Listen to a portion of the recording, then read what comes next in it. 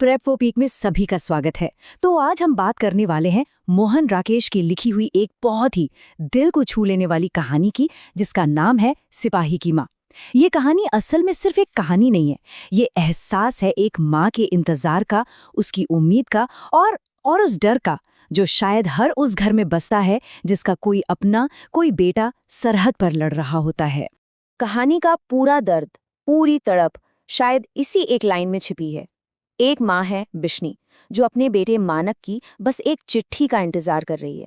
और ये एक ऐसा इंतजार है जो हर गुजरते पल के साथ और भी भारी होता जा रहा है। तो चलिए इस कहानी को बेहतर तरीके से समझने के लिए हम बिश्नी के साथ उसके इस भावनात्मक सफर पर चलते हैं। हम उसके इंतजार से शुरू करेंगे, चिट्ठी की उस छोटी सी उम्मीद को देखेंगे और फिर उस भयानक सच्चाई का सामना करेंगे जो उसे एक डरावने सपने तक ले जाती है। तो कहानी हमें ले चलती है एक गांव के एक टूटे फूटे से घर में। एक ऐसा घर जहां की हवा में भी जैसे इंतजार घुल गया हो, जहां हर एक आहट एक उम्मीद जगाती है और हर खामोशी दिल में एक अनजाना सा डर भर देती है।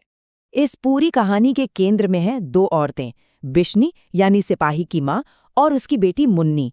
इन दोनों की पूरी दुनिया अपने मानक के इर्द गिर्द ही घूमती है, जो घर से बहुत दूर बर्मा में लड़ रहा है।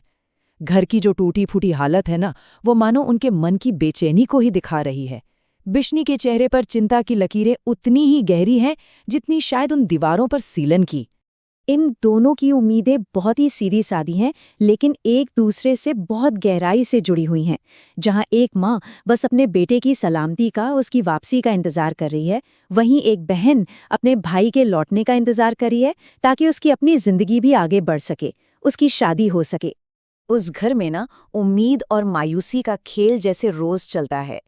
बाहर से आती कोई भी आवाज, चाहे वो कबूतरों की गुटर गूं हो या दूर से आती किसी गाड़ी की, बस उनके दिल की धड़कनें बढ़ा देती है। और रोज की तरह जैसे ही डाक वाली गाड़ी की आवाज कानों में पड़ती है, मुन्नी के मन में उम्मीद की एक किरण जग जाती है। वो दौड़कर अपनी माँ को बताती है, माँ, डाक वाली गाड़ी आ गई, शायद आज भैया की चिट्ठी आई हो। ये उनका रोज का नियम है, उम्मीद में उम्मीद का एक छोटा सा दिया जलाए रखने की कोशिश। लेकिन एक बार फिर उम्मीद निराशा में बदल जाती है।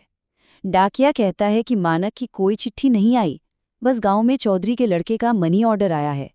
मुन्नी का चेहरा उतर जाता है और बिश्नी की चिंता पहले से भी ज्यादा गहरी हो जाती है। वो खुद से ही कहती है, मेरा मानक तो ऐसा नहीं था, 2-2 महीने हो गए और उसने एक खत तक नहीं लिखा। अपनी माँ को इस तरह टूटते देख मुन्नी एक बच्चे की मासूमियत से उसे सहारा देने की कोशिश करती है। वो पूरे यकीन से कहती है, माँ देखना, मेरा दिल कहता है कि अगले मंगल को भैया की चिट्ठी जरूर आएगी। ये सिर्फ एक दिलासा नहीं है, ये वो उम्मीद की एक पतली सी रस्सी है जिसे पकड़कर वो दोनों एक और हफ्ता गुजारने की हिम्मत जुटाते हैं। अब तक जंग की बातें, उसकी सच्चाई, वो सब सिर्फ खतों और कल्पनाओं तक ही सीमित थीं। लेकिन अब युद्ध की वो क्रूर सच्चाई खुद चलकर उनके दरवाजे पर दस्तक देती है। अचानक गांव में 2 लड़कियां आती हैं। उनके चेहरों पर खौफ है और शरीर पर कई दिनों की भूख प्यास के निशान साफ दिख रहे हैं। वो बर्मा से भागकर आई हैं। हाँ, उसी जंग के मैदान से जहां मानक लड़ रहा है। वो अपने साथ युद्ध की एक जीती जागती भयानक तस्वीर लेकर आई हैं। जैसे ही बिश्नी और मुन्नी रंगून का नाम सुनती हैं, उनका दिल बैठ जाता है। अब तक जंग की बातें सिर्फ उनकी कल्पना में थीं, लेकिन अब वो उन लोगों से बात कर रही हैं जो उसी आग से निकल कर आए हैं जहां उनका मानक, उनका अपना, फंसा हुआ है। और यही हमें पता चलता है कि एक फौजी का इंतजार करने में और उस जंग को खुद जी कर आने में जमीन आसमान का फर्क है। वो लड़कियां बताती हैं कि कैसे वहां दिन रात बम गिरते हैं, शहर के शहर खंडर बन चुके हैं और लोग बस अपनी जान बचाने के लिए भूखे प्यासे जंगलों में भटक रहे हैं। और फिर जब उनमें से एक लड़की ये भयानक बात बताती है कि कैसे जंगलों में सिपाहियों की लाशें जानवरों की तरह पड़ी सड़ती रहती हैं, तो ये सुनकर बिश्नी के पैरों तले जैसे जमीन खिसक जाती है। ये एक ऐसी खौफनाक तस्वीर थी जो एक माँ की सबसे गहरी आशंकाओं को सच साबित कर रही थी। उन लड़कियों की बातें बिश्नी के मन में एक जहर की तरह उतर जाती हैं। वो डर का बीज जो अब तक बस एक आशंका थी, अब उसके अंदर गहरी जड़ें जमाने लगा है। और यही डर उस रात एक भयानक सपने में बदल जाएगा। उस रात बिश्नी की सारी चिंताएं, उसका सारा डर एक भयानक और बिल्कुल जिंदा लगने वाले सपने में तब्दील हो जाता है। बिश्नी का सपना उसे एक असली जंग के मैदान में ले जाता है, लेकिन वहां उसे अपना बेटा एक बहादुर सिपाही के रूप में नहीं, बल्कि एक बुरी तरह से घायल, डरे हुए बच्चे के रूप में नजर आता है, जो मदद के लिए अपनी माँ की तरफ लड़खड़ाता हुआ आ रहा है। वो अपनी माँ से मदद की गुहार लगा रहा है। उसके शब्द एक फौजी के नहीं, बल्कि एक ऐसे बच्चे के हैं जो अपनी माँ से उसे बचाने की भीख मांग रहा है, क्योंकि एक दुश्मन सिपाही उसे जान से मारने के लिए उसके पीछे पड़ा है। और मानक का पीछा करने वाला वो दुश्मन सिपाही उसे एक वहशी दरिंदे जैसा दिखाया गया है। वो युद्ध की सारी क्रूरता का प्रतीक है, एक ऐसा इंसान जो अब इंसान नहीं बल्कि जानवर बन चुका है। और डर और हिंसा के इसी चरम बिंदु पर ये कहानी, ये एकांकी अपना सबसे गहरा, सबसे जरूरी संदेश हमारे सामने लाता है। अपने सपने में बिश्नी वही करती है जो दुनिया की कोई भी माँ करेगी।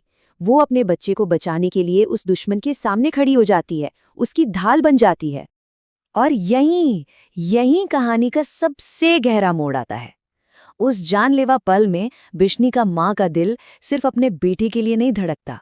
जब वो उस दुश्मन सिपाही को देखती है तो उसे कोई दरिंदा नहीं, उसे अपनी ही तरह किसी दूसरी माँ का एक डरा हुआ, मजबूर बेटा नजर आता है। वो समझ जाती है कि हर वर्दी के पीछे एक इंसान है, और हर इंसान के पीछे ठीक उसी की तरह इंतजार करती हुई एक माँ है। वो महसूस करती है कि सामने खड़ा सिपाही भी मानक की तरह ही गरीब है, मजबूर है, जो एक ऐसी लड़ाई लड़ रहा है जिसे उसने खुद नहीं चुना। लेकिन ये तो सिर्फ एक सपना था, और जब ये सपना टूटता है तो असलियत की खामोशी और भी ज्यादा चुभने लगती है, और भी ज्यादा डराती है। बिश्नी अपने बेटे का नाम जोर से चीखते हुए नींद से जाग जाती है। उसकी चीखें उसके सपने के डर को बयां कर रही हैं और पूरे घर की खामोशी में गूंजती हैं। अपनी माँ की चीख सुनकर मुन्नी दौड़कर आती है। वो उसे उस भयानक सपने से बाहर निकालने के लिए अपनी मासूम दुनिया की बात करती है, उन कणों की जो उसका भैया उसके लिए लाने वाला था। और यहीं इस कहानी की सबसे बड़ी, सबसे चुभने वाली सच्चाई है। कुछ भी नहीं बदला है, सपना तो टूट गया है, लेकिन असलियत का वो इंतजार और वो चिंता अपनी जगह बिल्कुल कायम है। कहानी वहीं आकर खत्म हो जाती है जहां से शुरू हुई थी, एक बेचैन, अनिश्चित इंतजार